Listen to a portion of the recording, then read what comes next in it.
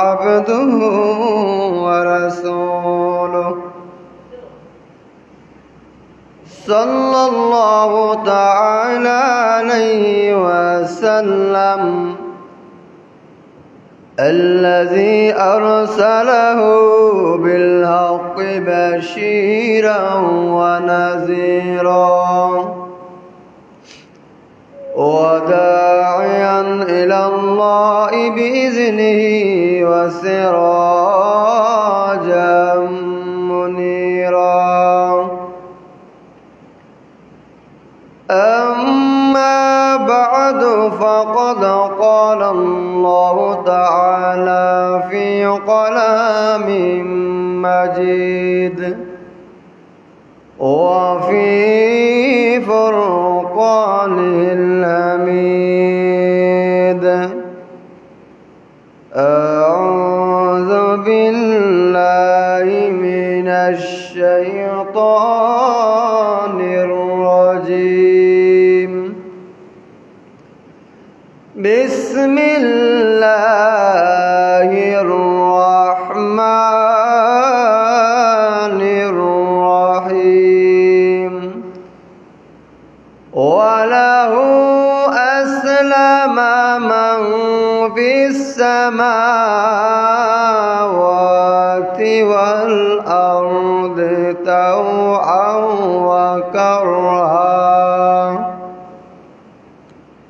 صدق الله العظيم وصدق رسوله النبي الحبيب الكريم. إن الله وملائكته يصلون على النبي يا أيها الذين آمنوا صلوا عليه وسلموا تسليما. اللهم صل على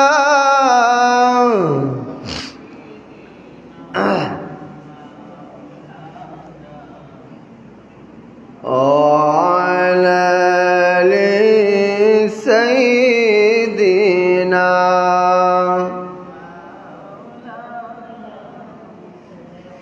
और मुमिन दले दले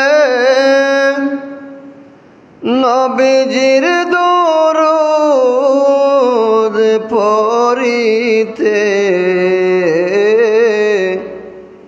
নবীর দরুদ পড়লে মুমিন খুশি হবেন আল্লাহ যে আল্লাহুম্মা সাল্লি আলা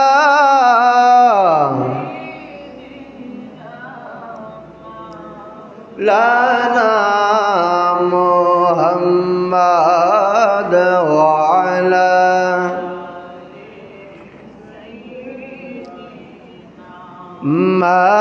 মাওলানা লা ইলাহা ইল্লাল্লাহ লা ইলাহা حسبي ربي جل الله ما في قلبي غير الله نور محمد صلى الله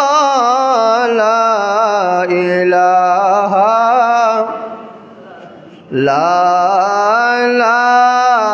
ইলাহা লা ইলাহা আমার মন যে পাগল মদিনার আমি কবে যাব মদিনা আমার মন যে কিছুই মানে না মন হয়াছে দিওয়ানা লা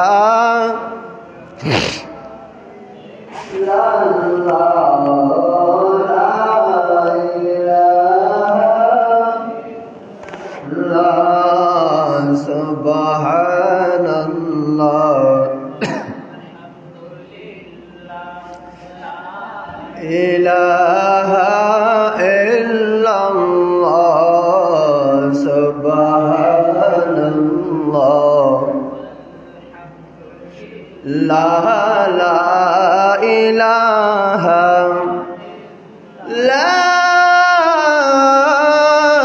ইলাহা ইল্লাল্লাহ মুহাম্মাদুর রাসূলুল্লাহ সাল্লাল্লাহু আলাইহি ওয়াসাল্লাম আল্লাহ আল্লাহ আল্লাহ আল্লাহ আল্লাহ আল্লাহ আল্লাহ আল্লাহ আল্লাহ আল্লাহ আল্লাহ আল্লাহ আল্লাহ আল্লাহ আল্লাহ তুমি মেয়ে হইব মোরা মুশকিল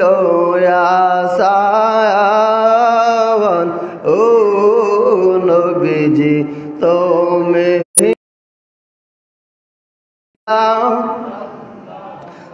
তুমি আদি তুমি অন্ত তুমি মোদের জায়ান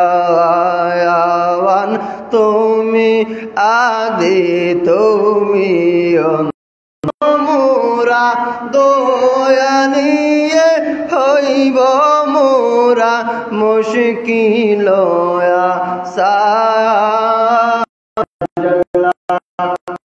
আল্লাহ আল্লাহ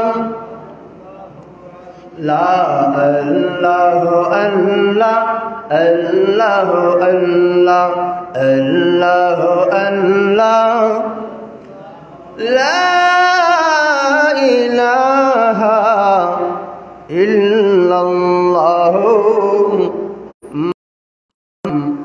بلغ العلا بكماله كشف الدجى بجماله أسنت جميع خصاله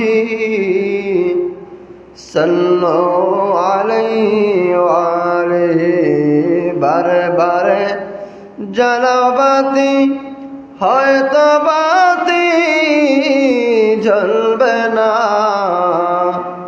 তারপরেও বীরুর মতো ঘরে বসে থাকা যাবে না বলল উলাবি কামালি كشف الدجى بجماله أسنت جميع خصاله صلوا عليه وآله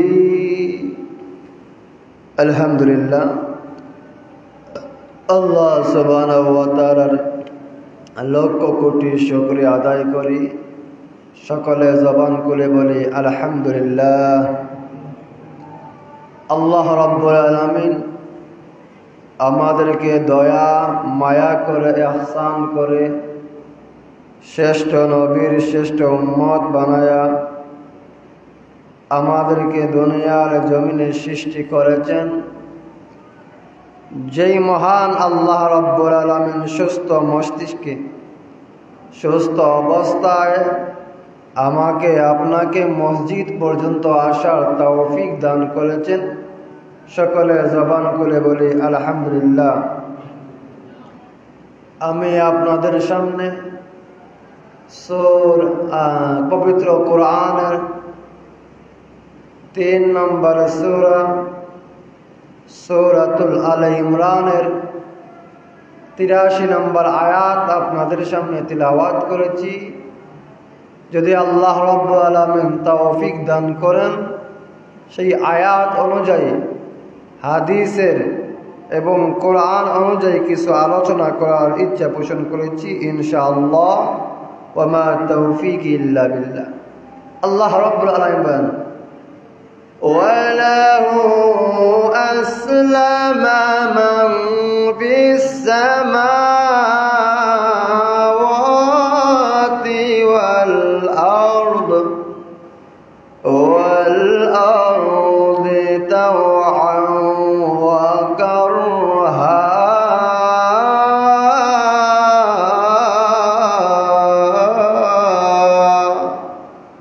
আল্লাহ বলেন, আকাশে এবং পৃথিবীতে যা কিছু আছে সমস্ত স্বেচ্ছায় বা অনিচ্ছায় তারই আত্মসমর্পণ করেছে। গাছপালা, তরুলতা, যত কিছু আছে স্বেচ্ছায় হোক অনিচ্ছায় হোক সবাই আল্লাহর কাছে আত্মসমর্পণ করতে হবে। এই যে আমি আপনি দুনিয়ায় বাঁচতে চাই কিন্তু বাঁচতে পারি না। লক্ষ টাকার মালিক যিনি, সেও বাঁচতে পারে না। আল্লাহ রাব্বুল আলামিন বলেন, কাফেরদের ইবাদত আর মুমিনদের ইবাদত এক হয় না। আমরা দেখি অনেক মানুষ আল্লাহর ইবাদত করে না, কিন্তু তারা বেঁচে আছে এবং ধ্বংস হয়নি। আমরা মনে করি যে নামাজ পড়লেই মনে হয় সবই আমল গান নেককার। তাহলে জেনে রাখুন, ইবাদত হলো 2 প্রকার। কয় প্রকার? 2 প্রকার। কথা বলেন, 2 প্রকার। একটি হলো স্বেচ্ছা ইবাদত, আর একটি হলো বাধ্য হয়ে ইবাদত করতে হবে। একটা হলো ইচ্ছায়, স্বইচ্ছায়, স্বেচ্ছায়, মানে আমার ইচ্ছায় আমি ইবাদত করব। আর একটা ইবাদত বাধ্য হয়ে ইবাদত করতে হবে। তো কাফের যারা, তারা আল্লাহর হুকুমের কাছে আত্মসমর্পণ করেনি, তারা বাধ্য হয়ে ইবাদত করে। তারা আল্লাহর কাছে স্বেচ্ছায় নামাজ পড়ে না, স্বেচ্ছায় তারা আল্লাহর হুকুম মানে না, অনিচ্ছাকৃতভাবে বাধ্য হয়ে কোনো সময় ইবাদতের মধ্যে লিপ্ত হয়। যেমন যারা আল্লাহর কাছে আত্মসমর্পণ করেন, তাদের বাধ্য হয়ে আল্লাহর ইবাদত করে। যেমন খোদার সময় আহার করা, যেমন খিদা লাগলে আহার করতে হয়, ফরসাব পায়খানা করা, ঘুমানো, পরিশ্রম করা, এগুলো আল্লাহর হুকুম, কিন্তু এরা বাধ্য। কাফের বেঈমান বাধ্য এগুলা পালন করতে। নতুবা যদি ফরসাব পায়খানা না করে তাহলে পেট ফুলিয়া মারা যাইব। যদি খানা না খায় তাহলে পেটের খিদায় মারা যাবে। এজন্য এগুলা স্বেচ্ছায় তারা বাধ্য হয়ে আল্লাহর হুকুম মান্য করে, বাধ্য এগুলা করতে। এজন্য আল্লাহ বলেন, দেহটি তার পোশাক ছিঁড়ে গেলে যেমন মানুষ ফেল করে, তেমনি দেহ এবং পোশাকটি মানুষ ফেলে দেয়, আসল মানুষ টিকে থাকে। আর সেই আসল মানুষটা যদি ধ্বংস হয়ে যায়, তার দেহটাও বৃথা হয়ে যায়। বাধ্য হয় ইবাদত সম্পর্কে, ইবাদত করতে। যেমন আমার দেহ থেকে যদি আমার রূহটা চলে যায়, তাহলে এই দেহের কোনো দাম আছে? কথা বলেন, দাম আছে? কোনো দাম নেই। কারণ দেহটাকে যখন আমার আপনার রূহটা বের হয়ে যাবে, তখন আপনাকে আমাকে, আমার ছেলে তাড়াতাড়ি বাড়িতে আসবে, আমার বন্ধু বান্ধব যত আত্মীয় আছে খবর দেওয়া হবে, তাড়াতাড়ি আসেন, তাড়াতাড়ি আসেন। বলে কেন? আপনার বাবা নাই, আপনার ভাই নাই, আপনার বন্ধু নাই, আপনার চাচা দুনিয়ায় নাই, আপনার মা নাই, কি হয়েছে? মারা গেছে। তো রূহটা যখন আমার আপনার ভিতর থেকে চলে গেছে, সঙ্গে সঙ্গেই কাফন আনার জন্য মানুষ চলে গেছে। কাফন আনতে হবে, আগেই কাফন বাঁশ কাটতে হবে, কবর করতে হবে, তাড়াতাড়ি করেন। কেন? অমুক মানুষটা মারা গেছে। অমুক মানুষটার কেমন দাম ছিল দুনিয়ায় জীবিত থাকতে, যে এই মানুষটা ছাড়া ঘর সংসার চলে না। যেই মানুষ ছাড়া সংসার চলে না, যেই মানুষ ছাড়া ঘর চলে না, বাড়ি চলে না, ক্ষেত কৃষি কোনো কিছুই চলে না, ওই মানুষটা মারা যাওয়ার পর সব চলে, সব চলে, কিন্তু মানুষটারে আর খুঁজে পাওয়া যায় না। সব চলে কিন্তু এই মানুষটার নাই। কিন্তু দুনিয়ায় থাকতে তাকে নিয়ে বিভিন্ন পরিকল্পনা, যে বাবার অনুরোধ ক্রমে, বাবার দেখানো পথ অনুসরণ করে আমরা সন্তানেরা চলবো ইনশাআল্লাহ। বাবা যেই দিকে আমাকে বলবেন আমরা সেই দিকেই যাব। কিন্তু বাবা যখন চলে যায় দেখবেন এক এক সন্তান এক এক দিক নিয়ে নেয়, তখন আর কেউ গুরুত্ব দেয় না। যখন বাবা চলে যায়, মা দুনিয়ায় থাকে, মা যখন দুনিয়ায় থাকে দেখবেন সন্তান বলে আমার মা এখনো বেঁচে আছে রে, আমার মা ছাড়া আমি কোনো রাস্তা অবলম্বন করব না। ওগো মা, বলো কোন রাস্তায় চললে ভালো হবে গো, কোন রাস্তায় চললে খারাপ হবে? ওই সময় মা ডাক দিয়ে কই, সন্তান তোদের বাবা দুনিয়া থেকে চলে গেছে, আমি মা এখনো দুনিয়ায় জীবিত আছি। আমি মার একটা অনুরোধ, রে আমার সন্তান, ও আমার ছেলেরা, তোমরা পৃথক হয় না, এক সঙ্গে তোমরা চলাফেরা করো, একই রাস্তায় এক জায়গায় তোমরা খানা ফেনা করো, তোমরা পৃথক হইও না। ওই সময় দেখবেন সন্তানেরা মার অনুরোধ বাদতে রাখতে রাজি হয়, মার দেখানো পথ অনুযায়ী ওই সন্তানেরা চলে। আল্লাহ রব্বুল আলামিন বলেন, এরে দুনিয়ার মানুষেরা, আমি আল্লাহ তোমাদেরকে সুন্দর রাস্তা দিলাম। এ আল্লাহর বান্দারা, আমি আল্লাহ তোমাদেরকে দুইটা রাস্তা দিলাম। একটা হচ্ছে সঠিক রাস্তা, আর একটা হচ্ছে বেঠিক রাস্তা। সঠিক রাস্তায় চললে তোমরা জান্নাতে যাবে, আর যদি আমি আল্লাহর দেখানো পথ মতে না চলো তাহলে তোমরা জাহান্নামে যাবে।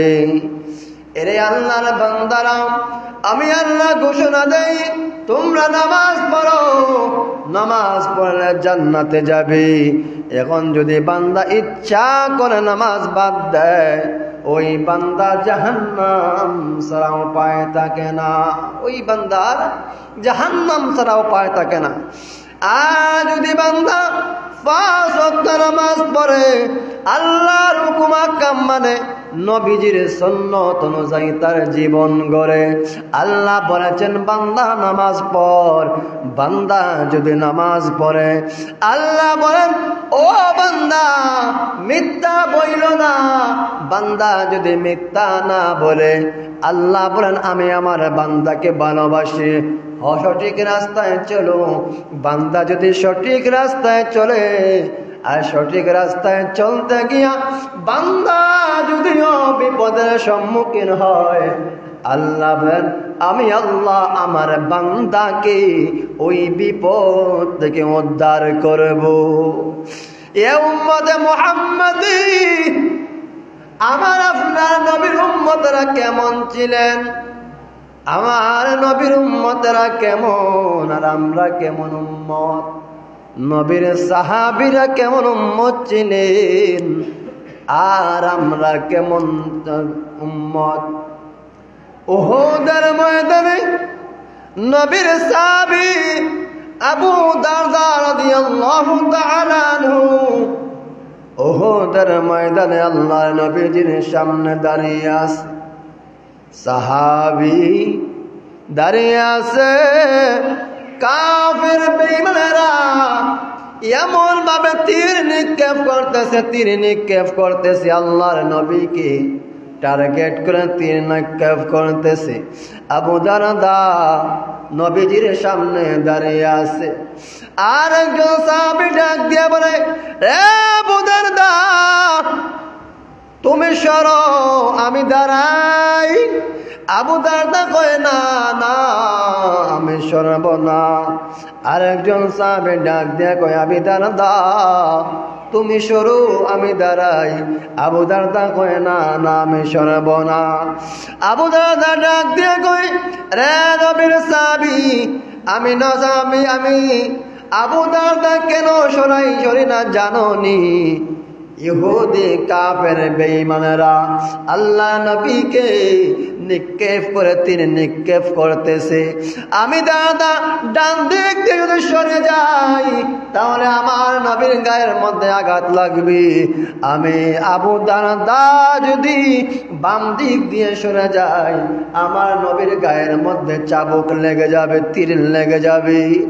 রে নবীর সাহাবীরা, না না আমি সরব না যতক্ষণ পর্যন্ত আমার গায়ের মধ্যে শক্তি আছে, যতক্ষণ পর্যন্ত আমি বেঁচে আছি ততক্ষণ পর্যন্ত রে আমি দারদা এক চুল পরিমাণ নড়ব না। এমনি আবু দারদার তীর লাগতে লাগতে আবু দারদার পেটের নারী বুড়ি সমস্ত সব কিছু বেরিয়ে গেছে। তারপরেও আবু দারদা সামান্য পরিমাণ সরে নাই। কেন সরে নাই জানোনি? একমাত্র নবীজির ভালোবাসা অন্তরে যে আবু দারদা ডাক দিয়ে কয়, নবীর সাহাবীরা আমি যদি সামান্য সরে যাই আমার নবীর গায়ের মধ্যে তাবুক তীর লেগে যাবে। আর নবীর গায়ের মধ্যে যদি তীর লেগে যায় আমি আল্লাহর দরবারে আসামির কাঠগড়ায় দাঁড়াতে হবে। তাহলে নবীর সাহাবীরা কেমন ভালোবাসেছে নবীজিকে, তারা কেমন উম্মত আর আমরা কেমন উম্মত। মূসা নবীর উম্মতেরা ছিল। ওই মূসা নবীর উম্মতেরা আল্লাহকে বলল, আল্লাহ ও মূসা আমাদেরকে খাবারের ব্যবস্থা করেন। মূসা আলাইহিস সালাতু ওয়াস সালাম খাবারের ব্যবস্থা করলেন। আল্লাহ খাবার পাঠালেন। তো আল্লাহ রাব্বুল আলামিন একদিন ডাক দিয়া বললেন, ও মূসা আপনার উম্মতদেরকে বলে দিন আদ এবং সামুদ জাতির সঙ্গে যুদ্ধ করতে হবে। আপনার উম্মতদেরকে বলে দিন তারা যেন রেডি থাকে। মূসা নবী বলেন, ও আমার উম্মতেরা আল্লাহ বলেছেন আদ এবং সামুদ জাতির সঙ্গে যুদ্ধ করতে হবে, তোমরা প্রস্তুত থাকো। এখন মূসা নবীর উম্মতেরা খোঁজ নিয়ে দেখছে যে আদ আর সামুদের যে গোষ্ঠী এখন এরার লাগে শক্তি পারা যাইতো না। ডাক দিয়া কয়, মূসা ও মূসা এই যুদ্ধে আমরা অংশগ্রহণ করতে পারবো না। কয় কেন? কয় আদ আর সামুদ জাতির গোষ্ঠীরা অতি শক্তিশালী, এর জন্য আমরা যুদ্ধে অংশগ্রহণ করতে পারবো না। ওগো মূসা তুমি আর তোমার আল্লাহ যাইয়া যুদ্ধ করো। কই নাউজুবিল্লাহ, কই না নাউজুবিল্লাহ। মূসা উম্মতেরা বলে যে ও মূসা আপনি আর আপনার উম্মতেরা গিয়া যুদ্ধ করো। তারা কেমন উম্মত? এরপর আল্লাহ ঈসা নবীর উম্মতদেরকে, ঈসা নবী বললেন, ও উম্মতেরা তোমরা তো যুদ্ধ করতে হবে। তো ঈসা নবীর উম্মতেরা বলল, আল্লাহ খানার ব্যবস্থা করেন, আমরা খাওয়ান খাইতে হবে। তো আল্লাহ রাব্বুল আলামিন ঈসা নবীর উম্মতদেরকে বললেন, ও নবী আপনি আপনার উম্মতদেরকে বলে দিন খানা খাওয়ান খাইতে পারবো কিন্তু লুকাইতে পারতো না, প্যাকেটে লইতে পারতো না। তো আল্লাহ বলে দিলেন ঈসা নবী, ও উম্মতেরা আল্লাহ তোমাদেরকে খাবার দিব, কিন্তু তোমরা খানা লুকাইতে পারতে না। ঠিক আছে, তো আল্লাহ রাব্বুল আলামিন জান্নাতি রুটি আর মাখন পাঠিয়ে দিলেন। সুবহানাল্লাহ। তো জান্নাতি মাখন আর রুটি পাইয়া মুসা নবীর উম্মতরা কয় হায় রে, ঈসা নবীর উম্মতরা কয় হায় রে, এত মজার খাবার একসাথে খাইলে হইতো না, বাড়িতে কিছু নিতাম হইব। তারা লুকালুকি শুরু করে দিস। তারা আর একজন উম্মত কয় হই লুকারে যে আল্লাহ যে দেখতেছে, আল্লাহ যে কইছে খাওয়ান যাইব, লুকানো যাইতো না। আর একজন কয় আরে বেটা, আল্লাহর সাথে আমরা কতই না ওয়াদা করি, ওয়াদা কি আর রক্ষা করন যায়? যাওয়ার হইব, তো লুকাইতে আছে, খানা খাইতেছে। তো ঈসা নবী কিছুক্ষণ আয়েশ পরে এসে বলেন, ও উম্মতরা কই রে, সগীর আলী কবির আলী কই তোমরা? এখন খেয়েও নাই, ডাক দে, কি ব্যাপার? আল্লাহ রাব্বুল আলামিন এদের সব কয়টিকে বানর বানায়া দিছেন। এদেরকে আল্লাহ বানর বানায়া দিছেন কেন? ওই যে আল্লাহর সঙ্গে ওয়াদার বরখেলাফ করার জন্য। আর আমাদের নবীর উম্মতরা কেমন? ওই নবীর উম্মতরা এমন। আল্লাহ নবীর এক সাহাবী আল্লাহ নবীর সামনে আইসা বলে, ইয়া রাসূলুল্লাহ, ইয়া হাবিবাল্লাহ, ওগো আল্লাহর নবী, আজ 3 দিন যাবত কোনো কিছু খানা খাই নাই। ওগো নবীজি, আমার ঘরের মধ্যে কোনো খাবার নাই। ওগো আল্লাহর রাসূল, কিছু খানা দিন। এমনি আল্লাহর নবীর সাহাবী যখন কাপড় শোনালো, আল্লাহ নবী তাকায়া দেখেন ওই সাহাবীর পেটের মধ্যে একটা পাথর বাঁধা। সুবহানাল্লাহ। ওই সাহাবী পেটের মধ্যে একটা পাথর বাঁধা। আল্লাহর নবীর সাহাবী এবার তাকাইয়া দেখে আল্লাহ নবীর পেটের মধ্যে 2টা পাথর বাঁধা। সাহাবী থেকে আল্লাহ নবীর পেটের মধ্যে 2টা পাথর বাঁধা। তাহলে কেমন উম্মতের দরদি নবী আমার আপনার নবী। তায়েফের ময়দানে কাফের বেঈমানেরা এমন ভাবে আল্লাহ নবীকে পাথর নিক্ষেপ করতেছে, আল্লাহ নবীর সমস্ত শরীর রক্তে জর্জরিত হয়ে গেছে। আল্লাহ নবীর সমস্ত শরীর রক্তে জর্জরিত হয়ে গেছে। আল্লাহ নবীর পালক পুত্র হারেস ইবনে যায়েদ তাকাইয়া দেখেন আল্লাহ নবীকে কাফের বেঈমানেরা পাথর মারতেছে। এমনি যায়েদ ইবনে হারেস রাদিয়াল্লাহু তাআলা আনহু তাকে, ইয়া রাসূলুল্লাহ, ইয়া হাবিবাল্লাহ, ও নবীজি, আপনার কাফের বেঈমানেরা এমন ভাবে পাথর মারতেছে আপনার সমস্ত শরীর রক্তে জর্জরিত হয়ে গেছে। আল্লাহ নবী কথা বলতে পারে না। আল্লাহ নবী মাথা উঁচু করে ডাক দিয়া কয়, রে হারেস ইবনে যায়েদ, তোমার একটা কাপড় আনো। রে সাহাবী, আমার শরীরের রক্তগুলা তুমি মুছতে থাকো কাপড় দিয়া। এমনি সাহাবী রক্ত যখন মুছতেছে, সমস্ত কাপড় রক্ত চোষণ করতেছে। সাহাবী তাকাইয়া দেখে আর কোন রক্ত চুষে না। এমনি ডাক দেখা, গো আল্লাহ নবী, যেই কাপড় দিয়ে আমি রক্ত চুষতেছি, এই কাপড়টা তো আর রক্ত শোষণ করতেছে না। আল্লাহ নবী নিজ হাত দ্বারা গায়ের মধ্যে মালিশ করতেছেন। এমনি সাহাবী ডাক দিয়া কই, ইয়া রাসূলুল্লাহ, ইয়া হাবিবাল্লাহ, ওগো আল্লাহর নবী, মানুষের রক্ত শরীর থেকে বের হয়ে গেলে আর ভিতরে প্রবেশ করে না। ওগো নবীজি, আপনি কেন গো নিজ হাত দ্বারা রক্ত মুছতেছেন? আল্লাহ নবী ডাক দিয়ে বলেন, রে তুমি শুনিয়া দাও, তায়েফের কাফের বেঈমানেরা আমাকে চিনে নাই, আমাকে জানে নাই, কিন্তু আমি নবীর রক্ত মুবারক যদি জমিনের মধ্যে পড়ে যায়, ওই জমিন এদেরকে ধ্বংস করে দিবে। এই জমিনের মধ্যে কোনোদিন গাছ, তরুলতা, পাতা কোনো কিছু হবে না।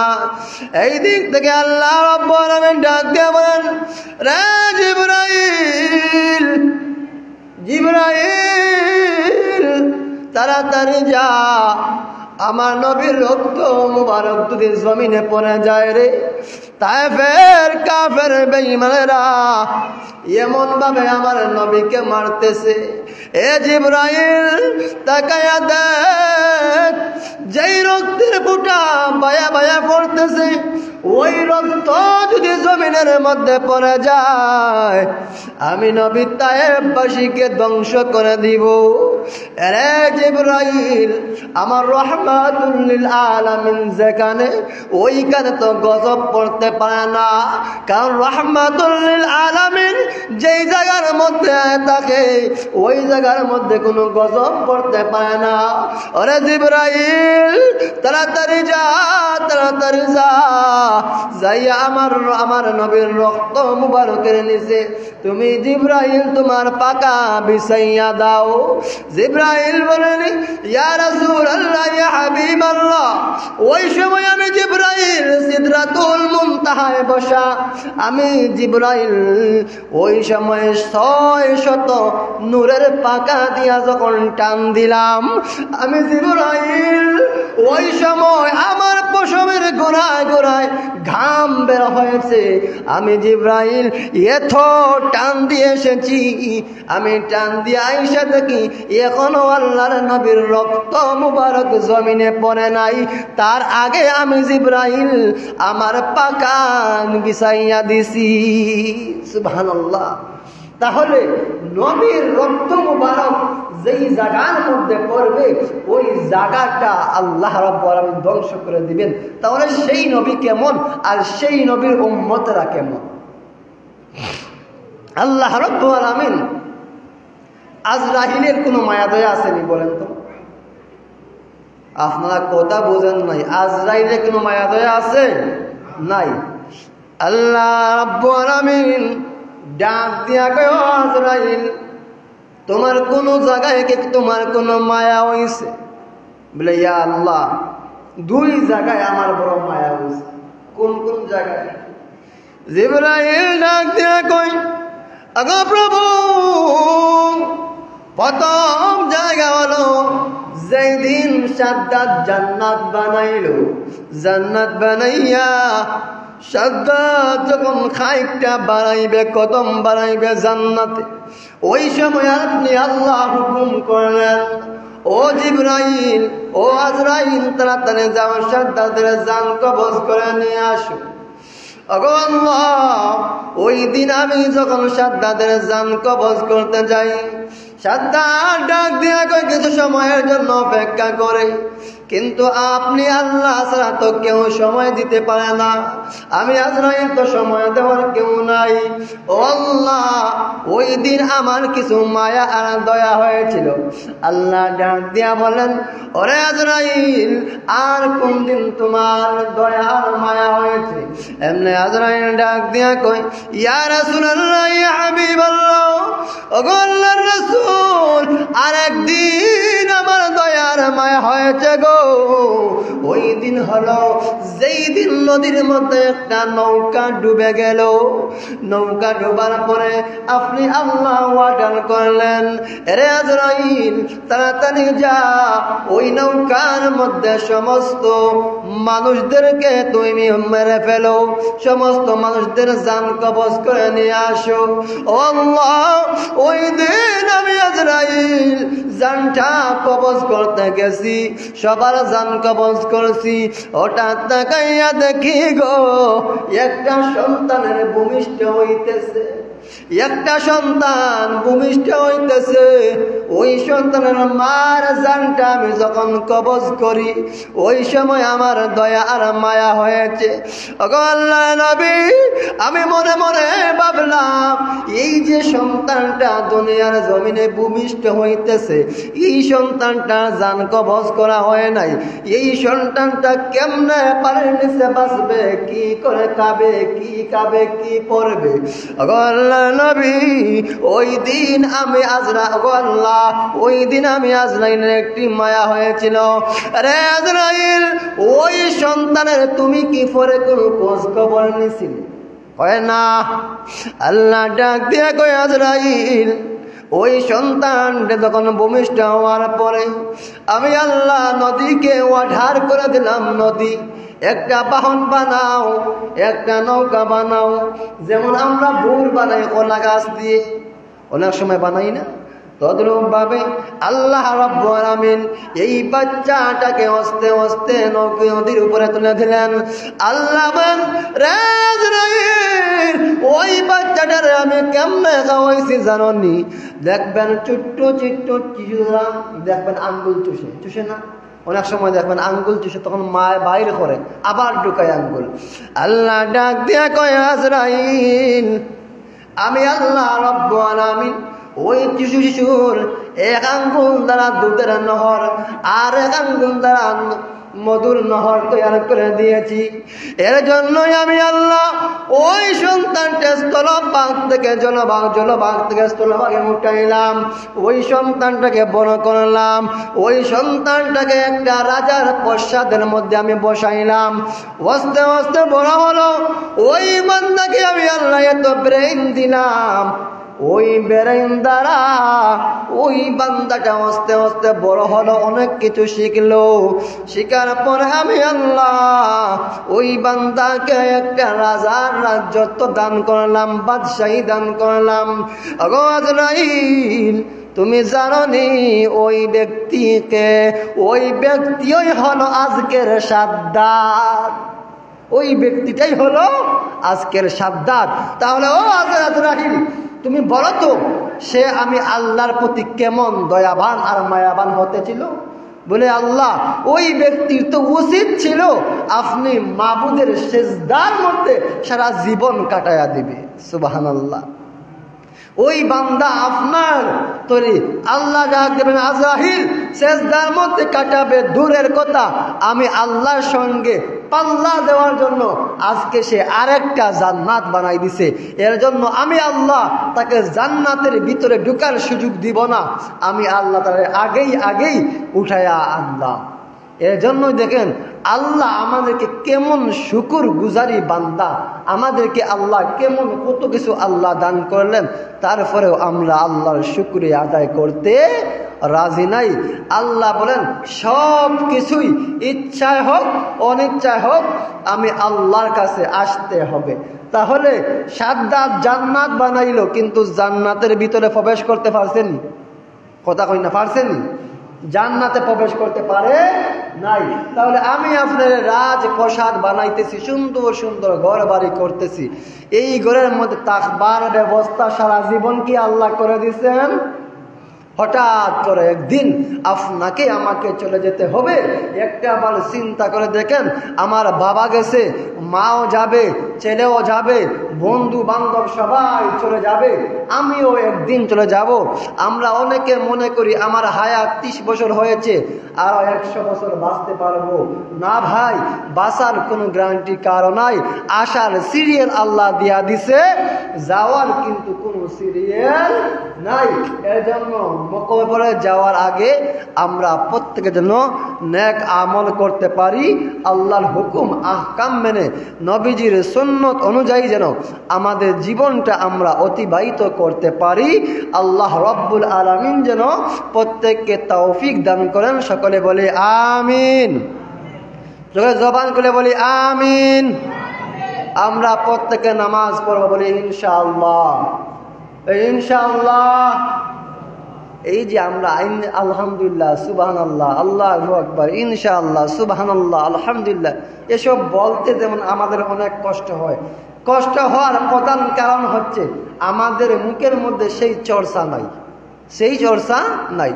আমাদের মুখের মধ্যে চর্চা আছে অন্যের গীবত, সুগলগিরি, নতুবা আমি কেমনে বড় হইতাম এই চিন্তা।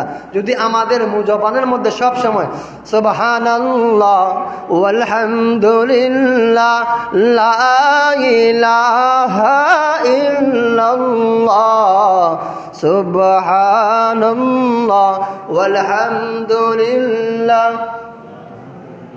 লা ইলাহা, তাহলে এই যে যদি মানুষ বলতো সবসময় সুবহানাল্লাহ আলহামদুলিল্লাহ লা ইলাহা ইল্লাল্লাহ, বাজারে যাবে তাসবিহ জপে, ঘরে বসবে তাসবিহ জপে, কদম বাড়াবে তাসবিহ জপে, একটা গোশটা খাওয়ার পরে কয় মাইগ্য, তখন গোশটা মাইগ্য পাইছি, ওই সময় বলতে ইন্না লিল্লাহি ওয়া ইন্না ইলাইহি রাজিউন আস্তাগফিরুল্লাহ ইন্নাল্লাহ গফুরুর রহিম লা হাওলা ওয়ালা কুওয়াতা ইল্লা বিল্লাহ। ওই সময় কয় মাইগ্য, যে দুঃখ নিচ্ছে। যখন বান্দা অসুস্থ হয় কয় আল্লাহ গো তুমি বাঁচাও, তুমি বাঁচাও। যখন আল্লাহ বেমার থেকে উঠে যায় তবে আল্লাহ আর নাই। কয় অমুক ডাক্তারে বাঁচাইছে রে বাবা, অমুক ডাক্তারের কারণে আমি রোগ থাকি উদ্ধার পাইছি। হয়তো আলহামদুলিল্লাহ আল্লাহ আমাকে শেফা দান করছেন। সবসময় আল্লাহর উপর তাওয়াক্কুল রাখবেন। কার উপরে? আল্লাহর উপরে। কার উপরে রাখবেন? আল্লাহর উপরে তাওয়াক্কুল রাখবেন। 5 ওয়াক্ত নামাজ পড়বেন, কোরআন তিলাওয়াত করবেন, প্রতিটা ঘরের মধ্যে কোরআন তিলাওয়াত করবেন। আজকে শুক্রবার দিনে বেশি বেশি করে মা বাবার কবর জিয়ারত করবেন। এই শুক্রবার দিনে কমপক্ষে যদি হাইটে আপনি জিয়ারতে যান, কবরের পাশে দাঁড়াইয়া গিয়া জিয়ারত করবেন। আমরা তখন বাঙালি কত হাদিস জানে রে বাবা, দূর থেকে দোয়া করলে কি তা হয় নানি? ওরে বাবা, তোমারে যখন তোমার বাবায় যখন লালন করে কত কষ্ট করছে তোমার লাগি, অথচ বাবা কবরের দিকে তাকাইয়া আছে। কোন সময় আমার সন্তান আসবে, কোন সময় আমার জন্য দোয়া করবে, কোন সময় আমার জন্য সূরা ইয়াসিন তিলাওয়াত করবে, কিন্তু তা নাই, জিয়ারতও নাই, কোনটাও নাই। আল্লাহ রাব্বুল আলামিন যেন তৌফিক দান করেন। আল্লাহুম্মা আমিন। ربنا ظلمنا أنفسنا وإن لم تغفر لنا وترحمنا لنكونن من الخاسرين। अगर रब्बना मिन अल्लाह जानो सुना करलाम बोल तुझे बेअदबी ने माफ कर दाओ, সেইটুকুন সওয়াব নিয়া গো লক্ষ কোটি গুণ বাড়াইয়া দয়াল নবীজির খেদমতে কবুল করেন। আয় আল্লাহ, আমরা যারা হাত বাড়াইছি অনেকের মা নাই, বাবাও নাই অন্ধকার কবরে। মাবুদ আল্লাহ, যাদের আব্বা আম্মা কবরে জান্নাতের বাগান বানাও। আয় আল্লাহ, যাদের আব্বা আম্মা দুনিয়ায় জীবিত খেদমত করবার তৌফিক দাও। আয় আল্লাহ, আমার আব্বা দুনিয়ায় নাই, কবরকে জান্নাতের বাগান বানাইয়া দাও। মা অসুস্থ, আল্লাহ শেফা খান্তা দান করো। যত বেমারি আছেন আল্লাহ, तमाम बेमारीদেরকে আপনি মাবুদে শেফা দান করেন। যারা দুঃখিলা আছে গো প্রত্যেকের দুঃখ সরাইয়া দেন।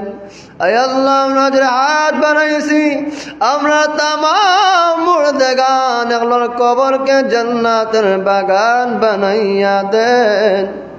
যারা দুনিয়ায় জীবিত আল্লাহ নেক হায়াত বানাইয়া দেন। রব্বুল আমিন প্রত্যেকের 5 ওয়াক্ত নামাজি বানাইয়া দেন। আপনার গোলামের মধ্যে সারাটা জীবন খাটাইবার তৌফিক দান করেন। আয় আল্লাহ, গুনার কারণে গজব আযব দিয়া ধ্বংস করিও না। আল্লাহ বেঈমান বানাইয়া মুনাফিক বানাইয়া সদকুর মদকুর জিনাকুর বানাইয়া কবরে নিও না। আল্লাহুম্মা গফিরলি ওয়া লিওয়ালিদাইনা رب ارحمهما كما ربياني صغيرا واجعل آخر كلامنا عند الموت لا إله إلا الله محمد رسول الله.